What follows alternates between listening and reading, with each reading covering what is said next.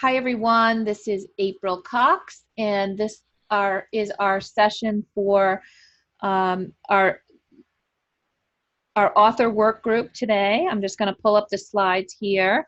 We have a special guest speaker with us today, Nicole Lavoie, and we're going to be talking about why you need a graphic designer.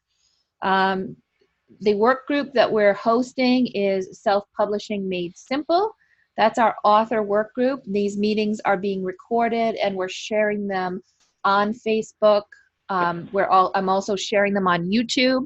And there's lots of new things going on, which I'll fill you guys in on for additional opportunities to catch up on other videos and for new people that are coming in to be able to access all of these great videos that we're doing at their own pace. So it's going to be a fun opportunity for new people to get engaged. We have about, let me see, 11 or so people here today besides myself, and many more that are accessing this video on demand. So we're going to walk through, let's see, for the agenda for today, we're going to pass it over to Nicole. She's going to talk about graphic design. I'm going to try to keep to start the Q&A around 1:35. So if, Nick, would you mind being my timekeeper and just, jump in at around 1:30 or so and just let us know it's about 5 more minutes? And then we'll go through, and I've just got some wrap-up things. I'll do a little check-in with everybody, and then we'll wrap it up for the day. Okay, so without further ado, I am going to introduce our speaker here. Nicole Lavoie and I have known each other for a very long time. We both live in Rhode Island, and I met her at CVS Health where we worked. She is an amazing graphic designer. For those of you who are looking for a graphic designer, she is a fantastic option. I have watched her go from advertising to project management. We've done so much work together, and she did the graphic design and work on my books for all the coloring books and on the puppy pickup day. So again, she is phenomenal, and I'm a big fan of Nicole and her talent. So Nicole, thank you so much for taking time today. If you want to give a little bit of background about yourself, and then we can go over, you can feel free to share your slides, and then I'll switch back over to mine after your presentation is finished. Okay, sounds good. Fair warning in advance, I am home here in my living room with 3 kids on the other side of it, so hopefully they'll behave long enough for me to kind of get through this presentation, but just a heads up, we may have some interruptions. Like April said, I've known April for, oh my gosh, it's gonna be over 10 years now. We've both worked at CVS Health for pretty much our entire lives, it feels like, I think, April. So I started in graphic design. My career path kind of took me towards project management, and then recently just started getting back into graphic design, kind of missed it. So diving into it full force now as kind of my side business, and recently got laid off, so trying to build it into a full-time business. Gotta get these kids back in daycare though, so that's kind of my story. Let me see if I can share this thing. Let's see. Oh, here it is. Okay, so hopefully this should be coming up. Let's see if I can do full screen. Can you guys see the presentation now? Yeah, okay.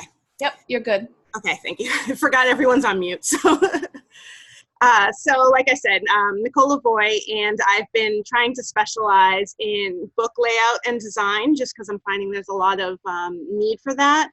But I also have experience in lots of other areas of graphic design and that type of stuff. So I do additional work beyond this also, but we're gonna focus on the book side of it today. So what I want to talk about is just kind of what a graphic designer does, because I know you all talk about and look for illustrators to do the artwork. So then a lot of people don't really understand where a graphic designer comes into play.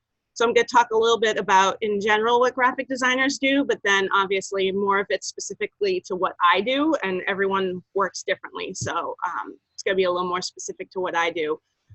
Why you need a designer and when you should engage a designer. So let me jump right in. So I have my cheat sheets next to me, so don't worry about that. So what I do in regards to the children's books that I do is I do the book layout and design. So when you start looking at typography, which is, you know, how the text is formatted on the page, there's a lot of things to be considered beyond just, you know, copying that text from Word and dropping it on top of the illustrations. You want to think about the audience that you're targeting, you know. So when you think about, like, if you're talking preschoolers, early readers, you gotta think about how they're learning to write, how they're learning to read. So if you look at the type on my page here, my presentation, if you look, the A's don't have the hook on top of it.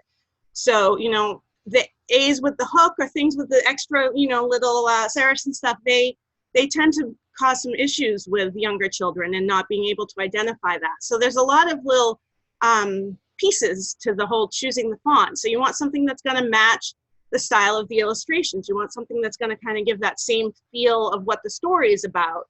And then obviously it's about putting the text somewhere on the page where it's not taking away from the art, but also flowing with it. So, you know, there's a lot to the typography aspect of it.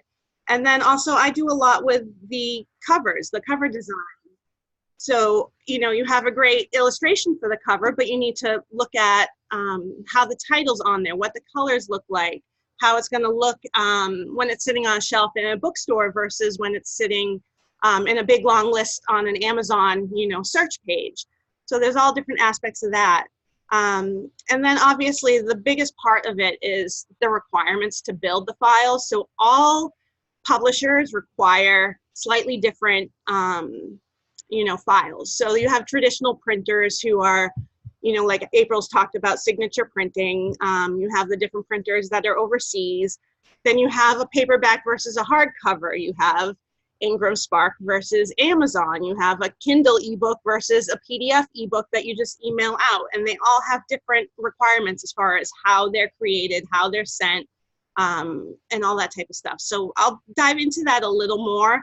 And obviously, as you guys get into this process more, I'm always available to help answer questions and stuff. But so there's a lot more to it than just formatting. So one of the things I provide my clients is a book template.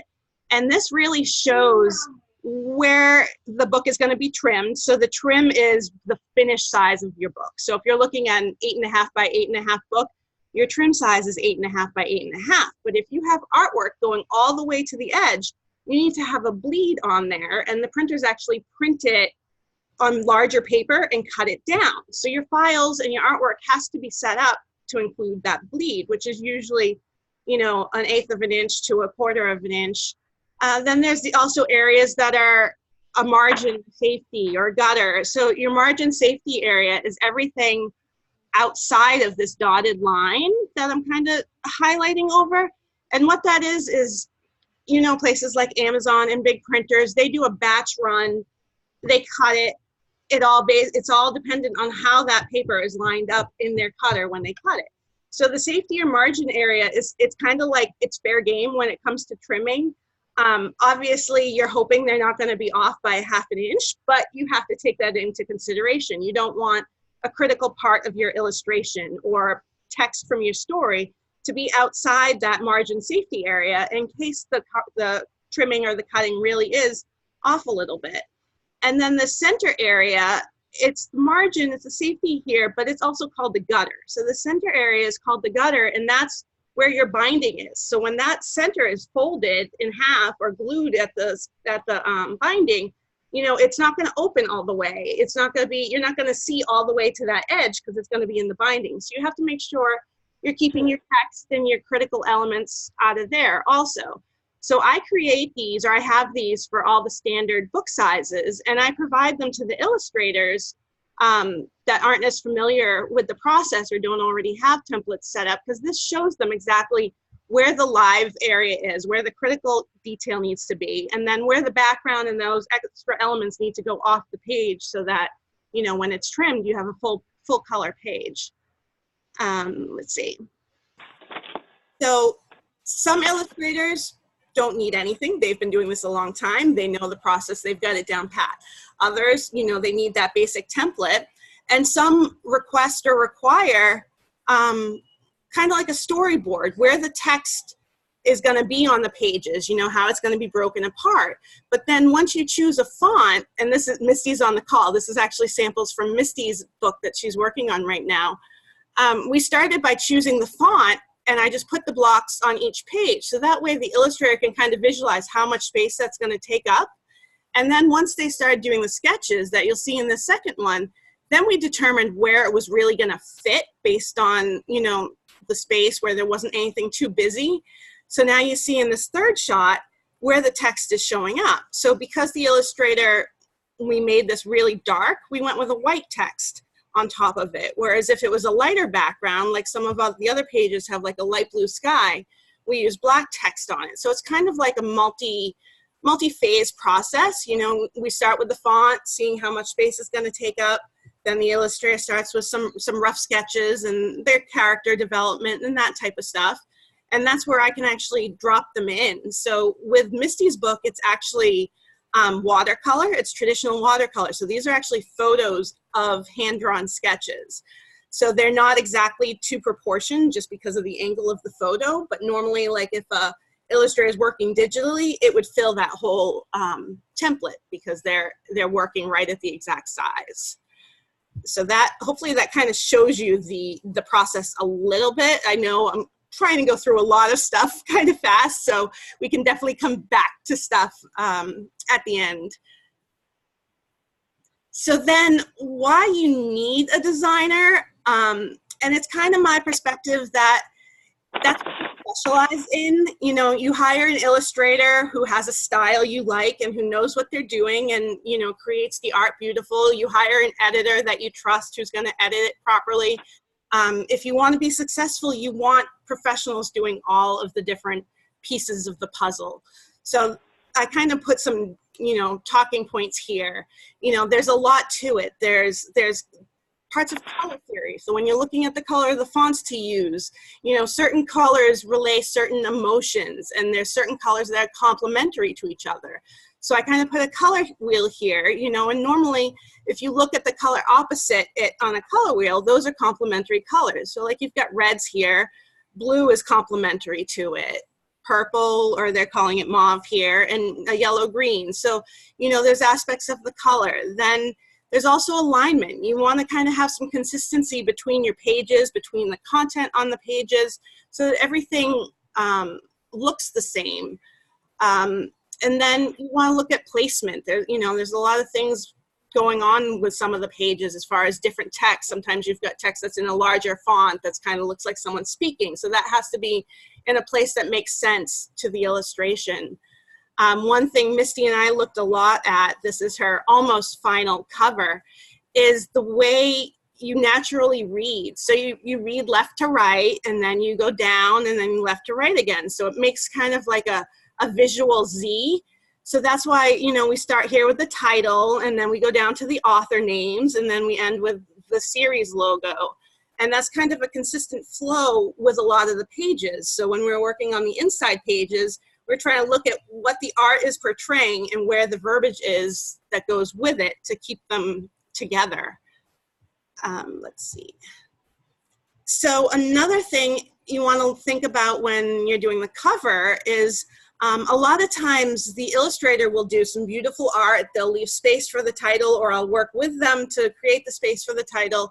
But you want to make sure that the title's not on top of really busy artwork. So there's an aspect of that not all illustrators do the cover or do the typography part. They'll say, okay, what are you thinking for the cover? Are you going to use an existing illustration? You need a separate illustration.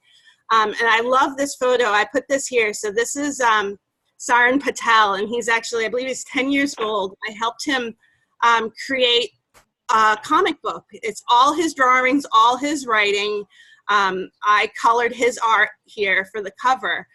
And it's just amazing how well, if you look at the racks here behind him of a store that started carrying his book in India, and how much his book stands out because of that bright red, bold title right there. When you look at all these other ones, that one really pops. And that's something you have to think about, is where it's going to be displayed, where it's going to be put at bookstores. You know, you want to make sure, like in this case, the rack sometimes will cover the lower half of a book. So what do you want to have in that top half? What do you want to be visible, the first thing people see? Another thing that April and I have talked a lot about is what it looks like on Amazon. I mean, it's kind of the nature of the beast nowadays that you're going to be on Amazon, whether you're doing print on demand or whether you're ordering hardcover copies and selling those through Amazon. Odds are pretty good that you're going to be on Amazon to some degree. So what does it look like when it's a little thumbnail? So I put a couple of April's books here. You know, we worked hard when we redid her coloring books to make sure it was obvious that, you know, this is a coloring book, this is a coloring book, and that they all kind of complement each other. And then I did this cover for a friend, and she wanted the purple. She wanted the purple to show up. So, you know, we went with really bold colors. We chose a font that normally I wouldn't be as, wouldn't lean towards for a children's book, because it doesn't just grab you as far as being able to be big and bold and easy to read, but it's not a kid's book, it's a novel. So it fits it more. You can see Saren's book here, the title really stands out. And then this is Mistys that we've been working on. It's kind of the progression. We started with this book because we really loved the outdoor scene, but the cover was really just getting too dark. So then we tried one of the pieces of art that has an indoor scene. And we're like, okay, that's bright, that's colorful, that's getting closer where we want. And now this is more of where we're landing. We're almost done with it. We expect to finish it up between today and tomorrow. So you've got bright and colorful. You can still read the title at that size. You know, the rainbow shows that it's a cheery book because it's a When You Feel Better book. So there's different aspects to that cover and that piece of art that, you know, you need to consider beyond just it having a beautiful illustration on it. So I added this slide in since one of my last times I presented with April, because I've been seeing a lot of people having challenges with this. So some illustrators still design in RGB, and that is red, green, blue, and I kind of put a little sample here. That's what you see digitally. That's what you see on your computer screen. That's what you see on your tablets. That's like infinite number of colors. You know, our screens can produce any bright fluorescent color that we want. A printer traditionally uses CMYK. So they use those 4 inks, cyan, magenta, yellow, and black, to create and actually print your book. So that's what Amazon uses. That's what someplace like Signature uses. It has a wide array of colors that when you mix those colors you can get, but you're not going to get those really bright fluorescent colors. So it's really important when working with the illustrators that they're either working in CMYK or when they're done or getting close to finalizing, that they're doing that conversion. Because a lot of times authors are approving artwork that's in RGB and it looks great on screen, and then they get their sample from Amazon, their proof, and it looks nothing like it. So Amazon will allow you to upload a PDF for your files that's RGB, but they're going to convert it. So what I like to do is I like to work with the CMYK images from the get-go, because that's a true representation of what your book is going to look like when you get that proof for that hard copy in your hand. So I think that's just something to call out. I've had some clients that I had to kick back to the illustrator because I wanted the illustrator to make the color adjustments. I'm capable of doing it, but I want them to finalize what their art looks like. You know, when you make that conversion, you're going to lose colors. Some stuff's going to get darker. You know, I want the illustrator to do those final color corrections because I want them to be happy with what it finally looks like. So I usually try to get on top of that right from the get-go to make sure that that's being done up front so that you know what you're going to expect as a printed piece and the illustrator is happy with the final output. this is just shows you, this is just a section of the detailed requirements from Amazon for a print-on-demand cover. This is just the specifications for a cover. That doesn't go into the inside pages. It doesn't go into a Kindle book. So there's a lot of different information here, and they'll give you a template for their cover. And I just kind of put a sample here. This is a magazine I do that uses that template. But my position is, if this all looks foreign to you, that's why you want someone who's really familiar with it to be doing it.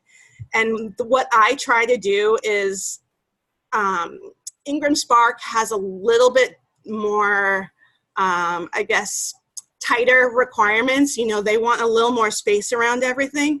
So with my authors, whether they know they're going to go to Ingram Spark or not, I work with Ingram Spark requirements primarily. And then that way, if you ever choose to go to a traditional printer or Ingram Spark, the files are already created in a way that they can be used for all of those different channels with very minimal changes. My goal with my files is as April knows, I create different layers instead of having a duplicate of everything for a paper book, a Kindle, a hardcover.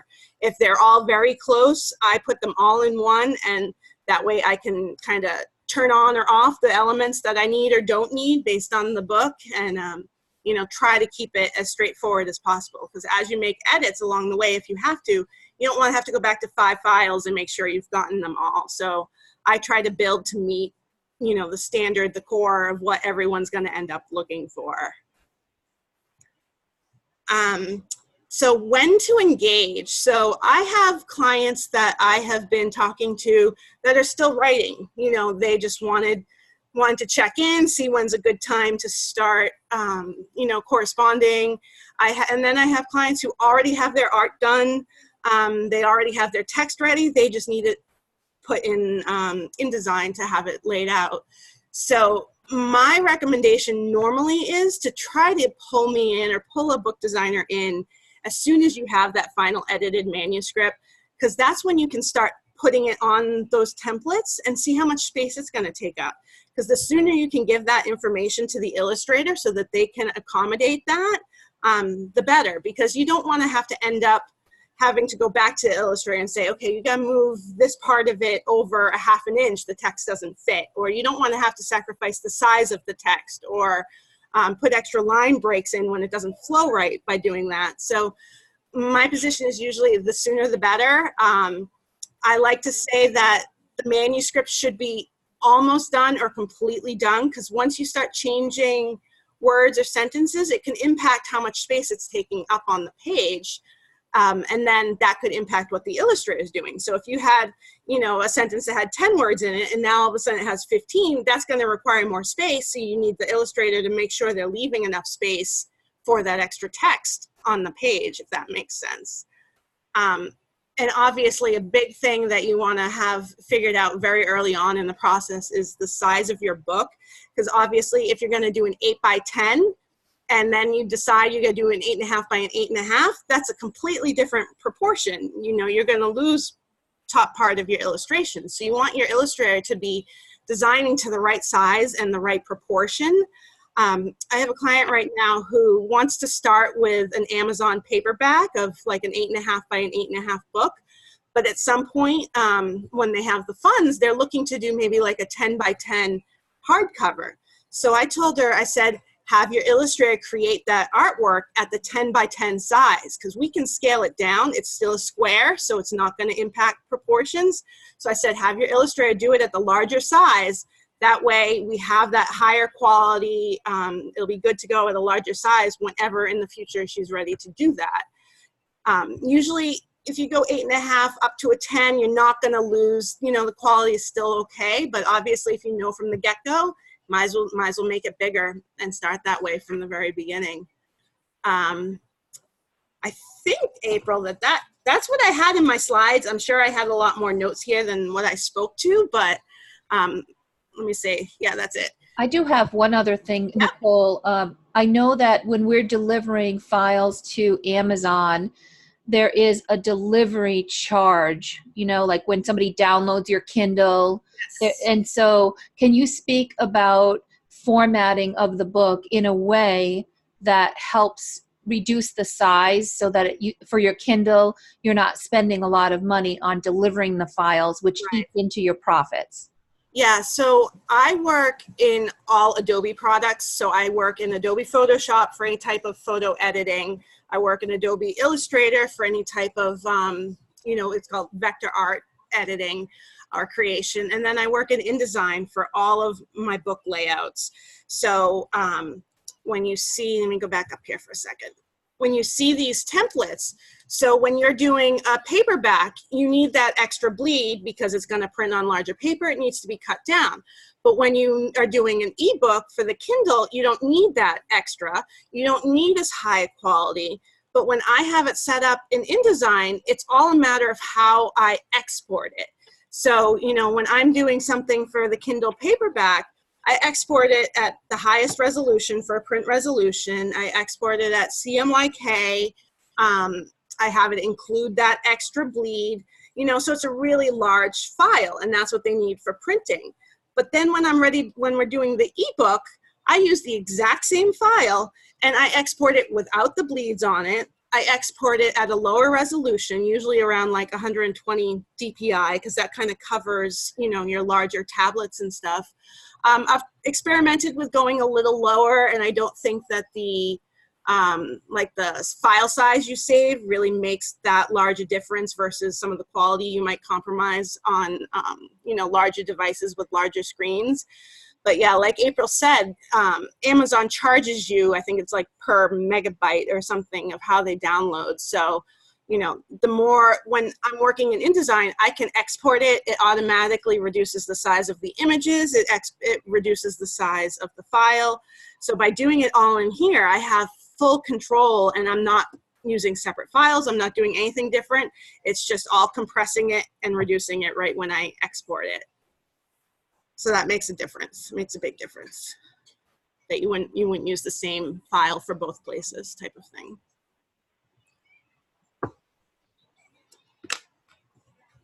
Oh, you're on mute, April. Sorry about that. Does anybody have any questions? Does anybody have any other questions for Nicole? And I'm not sure if Misty's still on the line, if she has anything to add, because obviously your book's one I'm working on currently. So, I tried to use some of those samples in here. No, I'm still here. I'm sorry, my voice. So when I'm looking at what you're showing me on the screen, it's in the CMYK. So it's really RGB because I just exported it as just a standard PDF. I didn't do anything to change the colors on it. Okay. But there is, I don't think I can get to it easily. There was a book cover I was helping an author with that the pink was coming out like really more grayish on her sample. And it's because the artwork they released was RGB with a really, really bright pink. And she was trying to figure out how to get that bright pink to print. And unfortunately, at the end of the day, you're not going to get that bright pink out of CMYK. So you kind of have to do the best you can by working with the files to pump it up as much as you can. But it's better to do that conversion up front. So all of your files are already converted, Misty. Like Marina's, when she's been taking the photographs and working on them, what you see is what they are. Like they're not going to change substantially other than the difference between screens type of thing. Sure. Okay. Yeah. That's good to know. And Patty, you had a question for Nicole?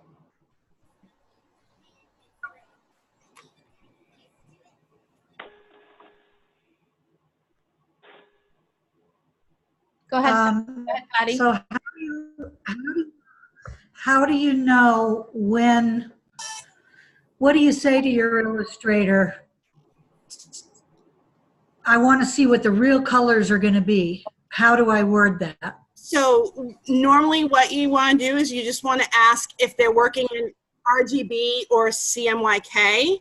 And then if they're working in RGB, you want to ask them, when in the process do you convert to CMYK and just say you want to make sure you can see what the actual colors are going to look like when they print? So everything has to be converted to CMYK at some point to Yep. go to the printer, For right? print, yep. If you're only doing an ebook or you're only doing stuff online, then you don't have to worry about it. But if you're planning on doing any type of printing, whether it's through a traditional printer or paperbacks through Amazon or Ingram Spark, it's got to go to CMYK. Yep.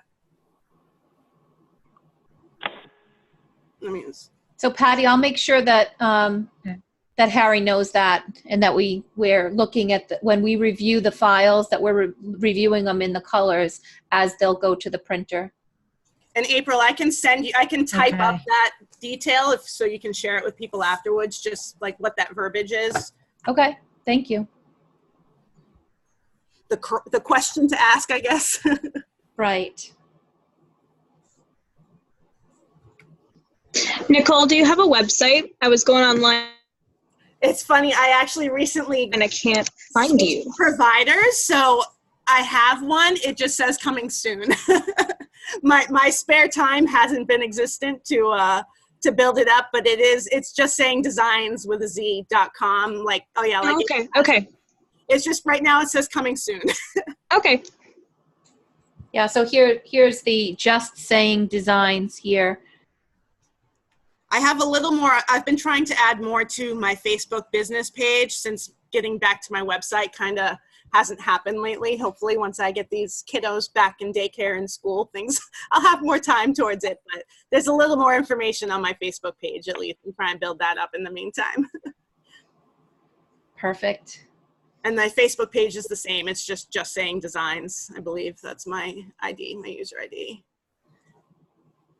So we still have another 5 minutes or so if anybody has any additional questions before I switch over and start talking about just doing a check-in and some next steps for the work group.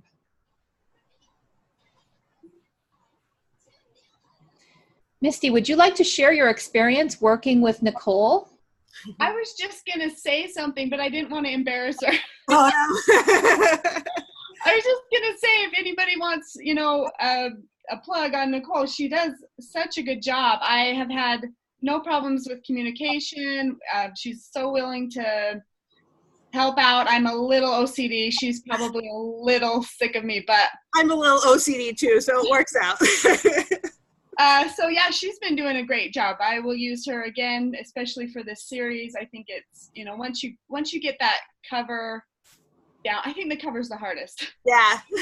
You just want that to be so perfect. So that's been kind of our hang up, but she's been great. So Misty, I think your book is super sweet. I saw it for the first time yesterday and I thought it's just adorable. Oh, well, thank you. I appreciate that.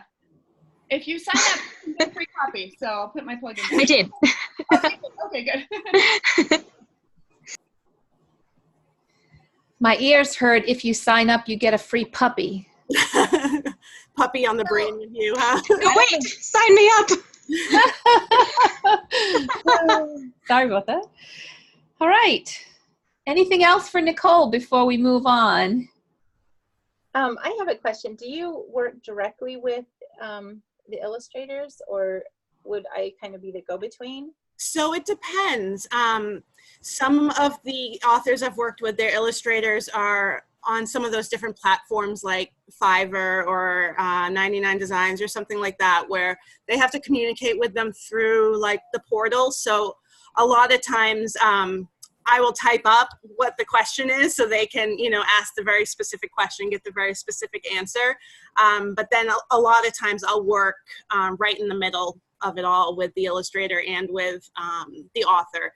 So like with Misty, she's kind of owns the relationship and she's the final word with the illustrator. But, I do have a line of communication to Marina so that, if there's quick questions or if we want to do some back and forth discussions, we have that forum where the three of us can kind of brainstorm and talk also. So it all depends on, how you're working with the illustrator, what they're comfortable with, that type of thing. Okay. I think if you can get that relationship, that helps a lot. Yeah. Yep. I agree. Mm-hmm. And when I was working with April on her picture book, Puppy Pickup Day, I worked directly with Len also. The three of us worked together closely. Yep. So I have a question, Nicole. This is Yep. Nick. Thank I'd like to work with you, but I don't know like how much it costs, what's your prices and stuff like that. So it all varies depending on what you need.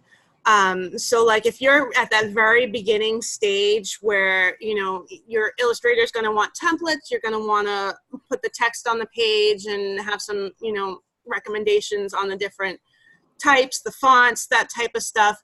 I usually do it as a package deal, so it kind of covers the whole from beginning to end. So, you know, we get involved right at that very beginning, then we kind of have, you know, some slow time in the middle while the illustrator is doing their side. And then when it all comes back to me, you know, I finalize it, we go through all the edits. I get you your ebook, I get you your paperback.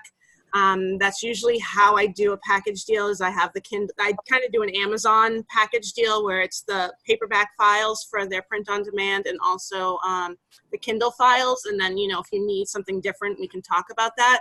But I'd have to look at it. I have to see how your Illustrator works, but it's usually around that $300, $350, depending on exactly what you need. Okay, so if I want to get in touch with you, do you have your email address or? Yeah, I think April had it on there. If not, I'll make sure she sends it out to everyone. Oh yeah, it's right here. It's Nicole@justsayingdesigns.com. Nope, it's gone. Gee, sorry about that. My computer decided to fall asleep here. And I'm on Facebook too. So if you, you know, you find my personal page or my business page, you can message me through either of them. Yeah, okay. Because I have a background in graphic design, but I'm not a designer. I don't call myself a designer. So I know a lot of the jargon and stuff, but I just kind of needed that extra oomph. Yeah. It sounds like you can provide that to me. Yeah. I like April said, I used to work at CVS Health, and I was in their advertising marketing department for, oh my gosh, I think about 7 years. So it kind of operated like an in-house agency. So we did everything from the creative design right down to the production and right going into the print shop to look at proofs and look at stuff coming off the press. So I have that full background of the digital world nowadays, as well as that historical traditional printing and pre-press type of methodology too, which I think sometimes people miss. They don't have that level of understanding of what Amazon is really doing behind the scenes for that print on demand type of work. So my background is definitely very heavy in the true printing process aspect of it too, which is good. So I want to show a couple of other things too that that you've done for me, Nicole, just to add another plug for you. So if you go to the little Labradoodle, you'll see this banner here. This is Nicole's design. So when it comes to additional graphics that you need for your website, she's perfect with that. She helped me design things for like t-shirts, other, you know, anything that you want to print on Vistaprint. If you need help with bookmarks or even a template, we worked on I think a press kit, like a kit to send to the schools, and she was able to take, you know, some really nice designs and lay it out so that I have a really professional looking letter to send to the schools for school visits. And then we also did, was I thinking, the Amazon store. She did some layouts for things there. Oh, I know. It's Kickstarter. Oh yeah, yeah. Many of you have been talking about the fact that you probably need to do some Kickstarter things, and I think there is a really good case to be made that if you don't have the funds to print a book yet, print a hardcover, you can still launch with your paperback and then do a Kickstarter to raise the funds. So when I was doing my Kickstarter, I'll just go into the Kickstarter that she did for me. So I just started kicking her out and said, let me go in. I want to put graphics in there. Yep. So you can see here, she helped. Are you with showing some of- your screen, April? Oh, 'Cause I am. Is it not sharing? It hasn't shown up, no. Oh, I'm sorry. Let's see. Resume share. I don't know why it stopped sharing. So yeah, let me go. Oh, I know why, because I was sharing. Yeah, showing your presentation. Right. New share. I'm just going to do my main screen then. I think I had chosen the presentation to share, and then so if you go into Google or something else, it doesn't follow you. Can you see it now? Yep. Okay. So here we have, these little so Nicole designed these banners, which was really kind of nice. As we go through, there's the author, the illustrator. So we connected, and she really helped me a lot with just making this. Look at the rewards that she put together. I'm not very good when it comes to Canva or graphic design. So having a friend like Nicole, where I was able to just reach out and say, hey, can you help me with this? And even just advertising and things like that. This was so helpful. Yeah, those are all mock-ups. None of those are actual pictures. Yeah. Just to give you an idea, yeah, they're all mock-ups of the products we expected to produce. So. Right. At the time, we didn't have a final product. So. Right. Yep. So all this is, and here's I love how she used a lot of the characters that Len created in the features. So it's a great opportunity. It does, a graphic designer does a lot more than just lay out a book, is I guess what I'm saying. Yeah. You need something to punch up your website, or to punch up marketing materials, or a Kickstarter. It can go a long way in helping you look much more professional. Yeah, I think I had, this is a hard copy, but this is one of the covers I did recently for our friend Bridget. And she was going to a convention in New York. And it was pretty much like a week after her book was up on Amazon. So she really didn't have much to bring. So, she brought a tablecloth, and I have, I'm a crafty person. So I have, machines to cut vinyl, and like April said, to make t-shirts. So I, made her a tablecloth with her logo on the front of it in a color that matches her book. We ordered I gave her designs to do flyers and postcards and posters, and she ordered them all from Vistaprint, or I think, I'm not sure if it was Go to Print, but she ordered all that. And she said people were so impressed with how she pulled it all together so quickly. And, it was really just a matter of taking that book cover design and utilizing those fonts, those colors, and then, her story and her information to just, make a nice display. Yeah, so it's great to have a designer because I'm not very good with visualizing what things can potentially be.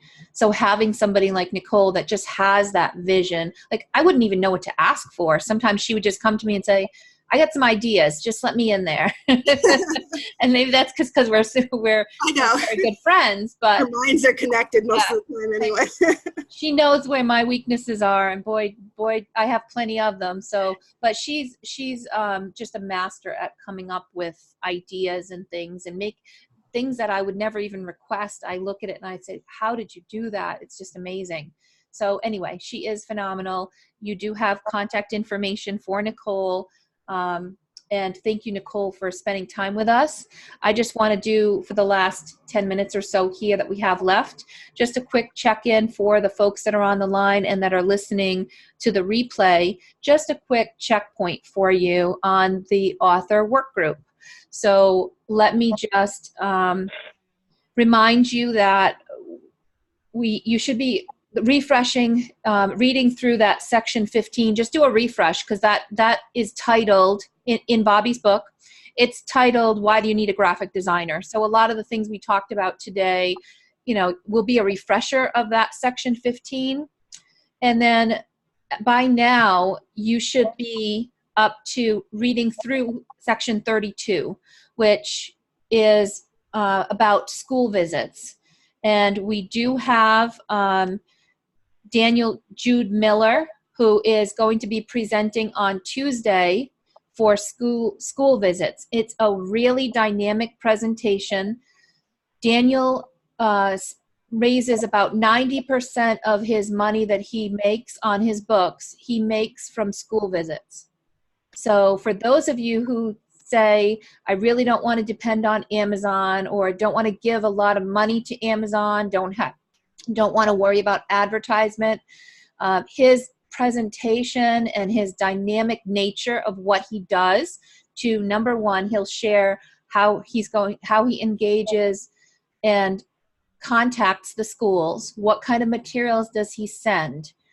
What are the important things or parts of his presentation? And he'll answer your questions. So it's going to be a really great meeting. And that one is going to be held on Tuesday evening, 8 p.m. So this coming Tuesday. And then many of you have also heard me talk about Kindlepreneur, which is a website that is, geared for authors. The creator of the KDP Rocket, which has now been, the name has been changed now to Publisher Rocket. That's the tool that we as authors use. It's one of the most popular tools out there for generating keywords and helping you come up with some really good ads for Amazon. So if you're not familiar with it yet, it'll give you an opportunity to kind of talk, you'll see some of the tools.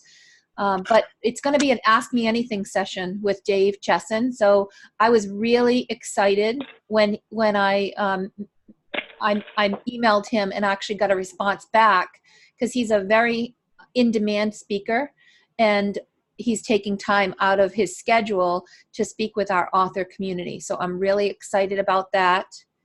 I didn't mention, I don't have it on the schedule yet, but I am going to also be adding the third Tuesday of this month. I have Brian Meeks coming back, and he is the author of Mastering Amazon Ads. So you'll see that there's starting to be a theme here, switching from, we started this work group talking a lot about your manuscript and editing and making sure you were ready for illustrations. Then we kind of switched gears and started focusing on the illustration process, going through all of the different pieces of illustrations.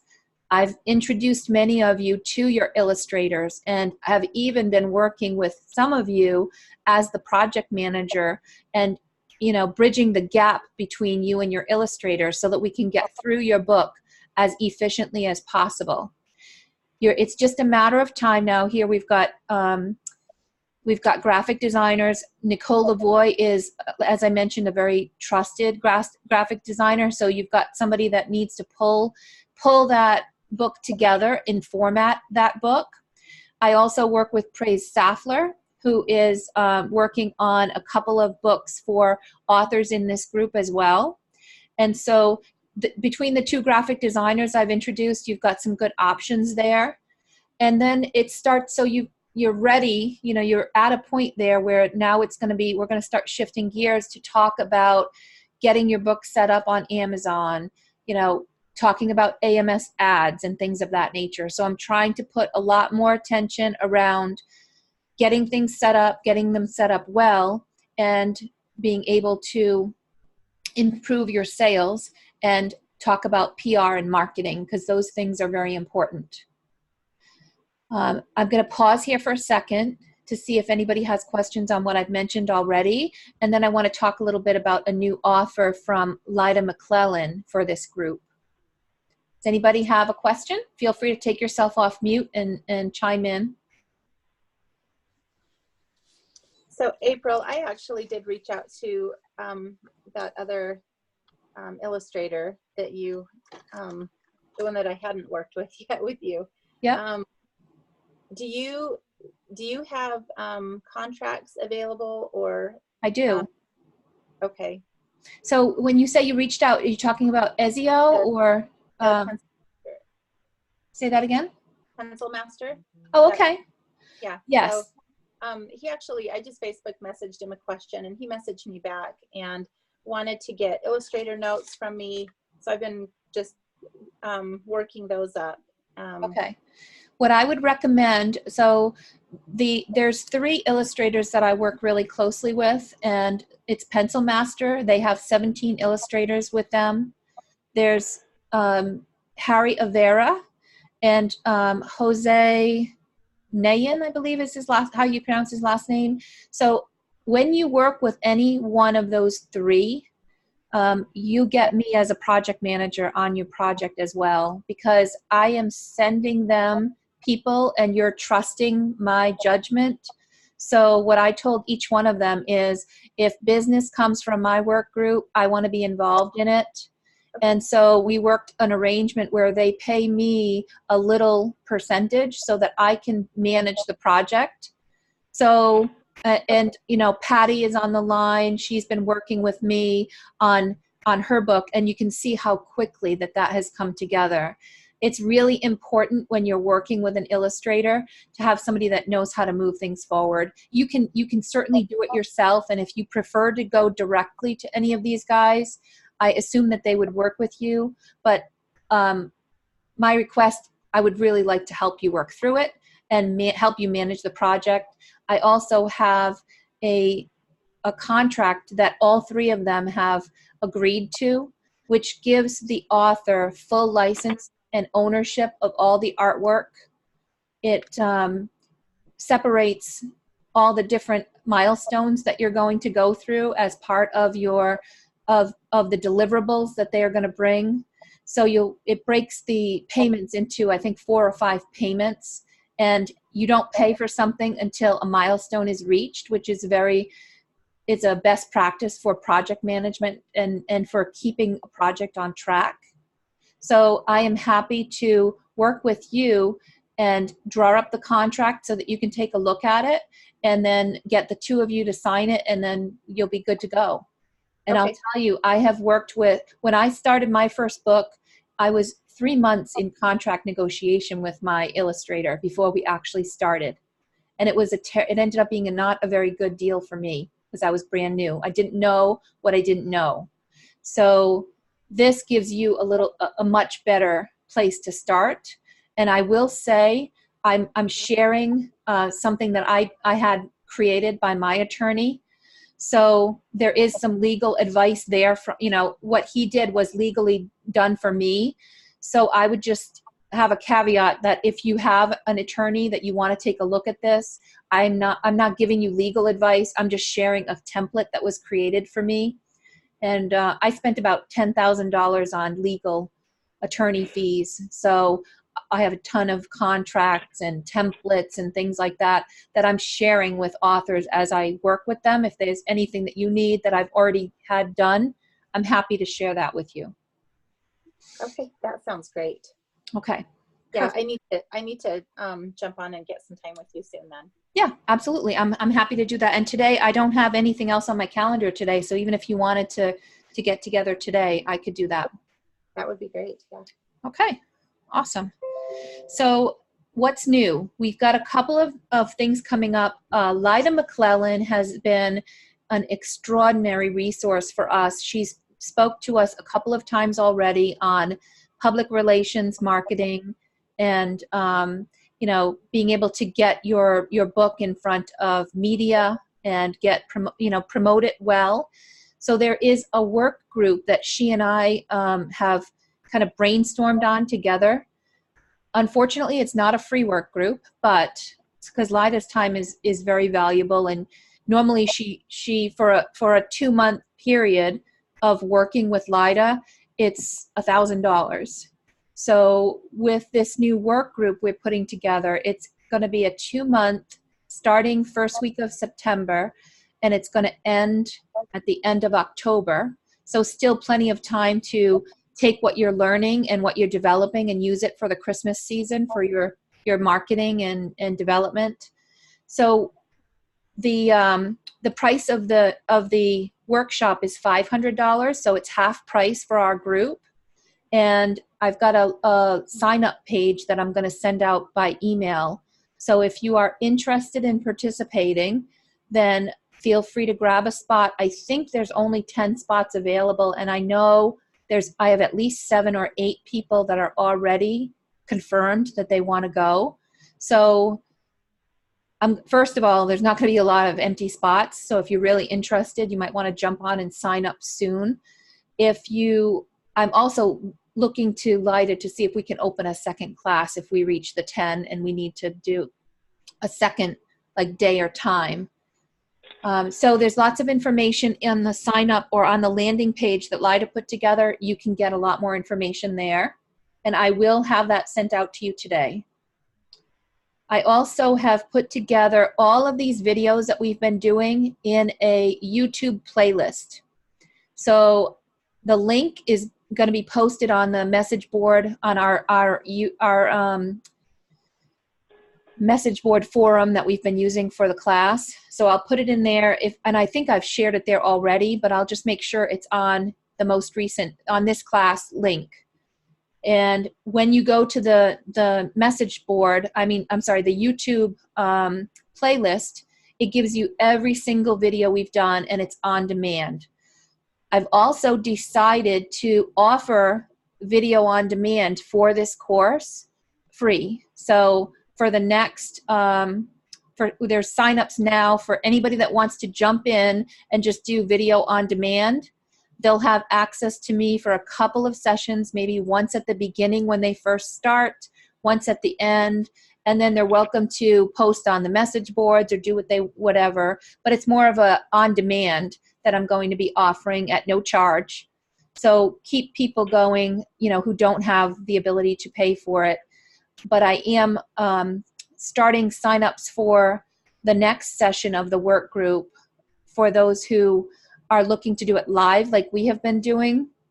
There will be a fee, and I'm still working on that, on the pricing for that, but I will be opening up registration and sharing the price. So you guys got in on the last free live work group, but I am going to have another sign up. So what I'd really like to do with you guys is to try to get some testimonials in order to help others understand, what you get out of a group like this.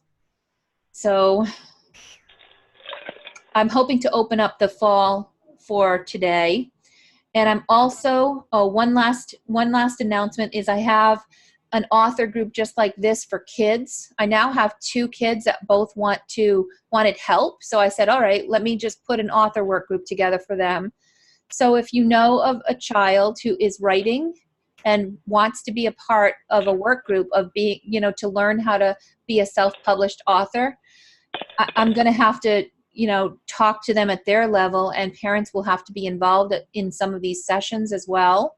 But I am going to make myself available and to do a small group session for kids. And that will not be any charge for the kids. That's something that I'm sponsoring from my business. And it's 2:02, so I'm not too far over, but does anybody have any final questions before I let you go? I know some people I think would be interested in the kids one. I'd be interested in the information for that when you're ready for it. Yes, absolutely. I will have a number of sign up, and I would really appreciate, guys, your endorsement, sharing of the things that I'm doing. I don't want to keep I feel like sometimes I'm sharing, saying, hey, come join my group, and it's so much more powerful when somebody who's been in the group or really benefited is able to share and say, hey guys, this is really great, this was wonderful for me, or whatever, because it builds trust with others to know that it's not just me standing on the rooftop saying, I have this great group, come join me. And I really want to reach as many people as possible. So the more I can get things out there, the better. And I didn't want to exclude people that, really needed or wanted that free option. So that's why I made that available as well on demand. Okay. Anything else? Anyone else? All right. Well, I will be around today. If anybody needs an impromptu meeting, like I said, it's a really light day for me. So have a great day, everyone, and we'll be chatting on Tuesday. Thanks so much. Take care. Bye. Thank you, April.